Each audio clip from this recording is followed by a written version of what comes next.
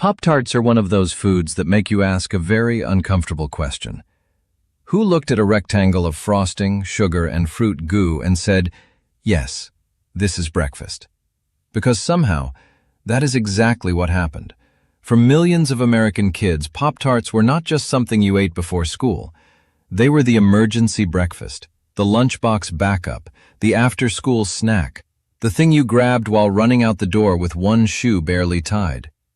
And the weirdest part is that Pop-Tarts did not become famous because they were homemade, fresh, or even especially breakfast-like. They became famous because they understood one powerful truth about modern American mornings. People are busy, kids are impatient, and nobody wants to wash a pan at 7:12 in the morning.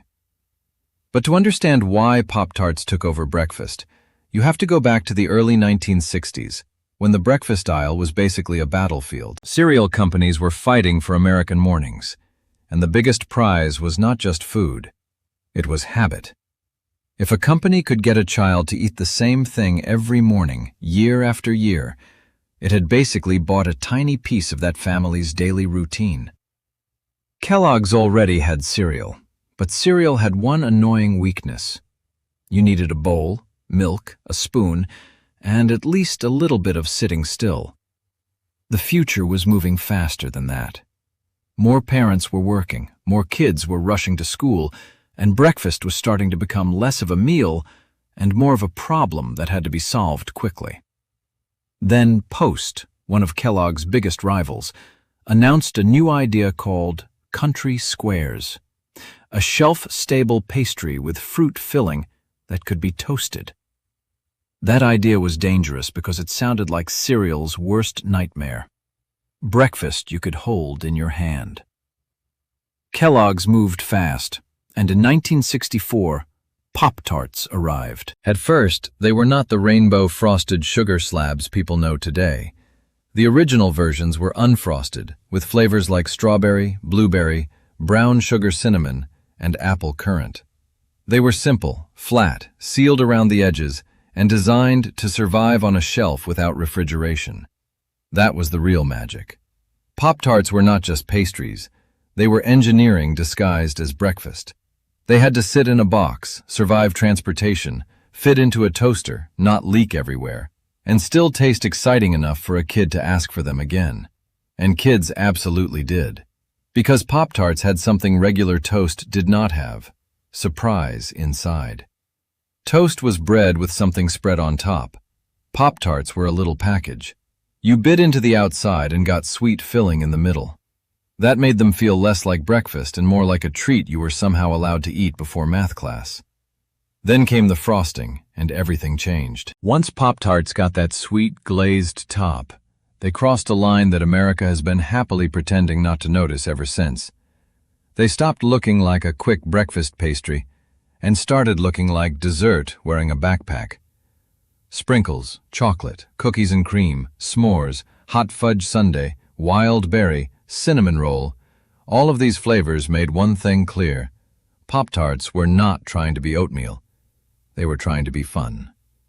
And that is why they worked so well on kids. A bowl of bran cereal says, "Please make responsible choices." A Pop-Tart says, "Here is a rectangle of sugar lightning. Good luck at school." The genius was that parents and kids could both justify it, but for totally different reasons. Parents saw convenience. Kids saw permission. Parents saw something fast. Kids saw frosting. Parents saw breakfast handled. Kids saw a snack that had somehow snuck into the morning under an official breakfast label. That little misunderstanding made Pop-Tarts powerful. And then there was the toaster itself. Pop-Tarts were marketed as toaster pastries, but here's the funny thing: plenty of people never toasted them. Some kids ate them straight from the foil, cold, stiff, and aggressively sweet. Some toasted them until the edges got hot and the filling turned into molten fruit lava. Some froze them. Some broke them in half. Some ate around the crust first. Everyone had a method, and that turned Pop-Tarts into more than a product. It became a personal ritual. You did not just eat a Pop-Tart, you had a Pop-Tart style. And American childhood loves food with rules you invent yourself. That is the same reason Lunchables worked, the same reason Capri Sun worked, and the same reason cereal milk at the bottom of a bowl feels like a reward.